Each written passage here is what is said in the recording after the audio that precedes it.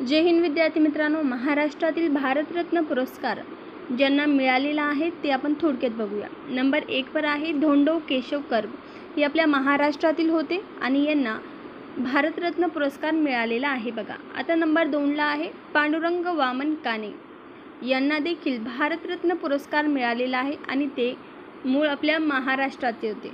पुढे आहे बघा 3 नंबरला आचार्य विनोबा भावे, यांच्यावरती प्रश्न अगोदर आलेला आहे।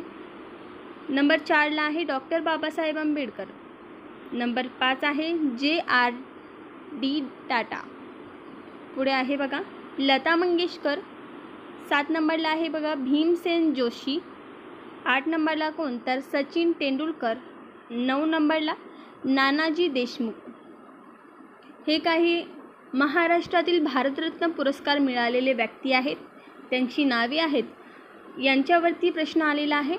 पुन्हा लता मंगेशकर यांच्यावरती देखील आलेला आहे, बाबासाहेब आंबेडकरवरती देखील आलेला आहे, विनोबा भावे यांच्यावर देखील प्रश्न आलेला आहे। आता हे जे बाकीचे आहे यावरती देखील प्रश्न येऊ शकतात, त्यामुळे हे सर्व पाठच करून ठेवा तुम्ही। आवडल्यास लाईक शेअर करायला विसरू नका। धन्यवाद।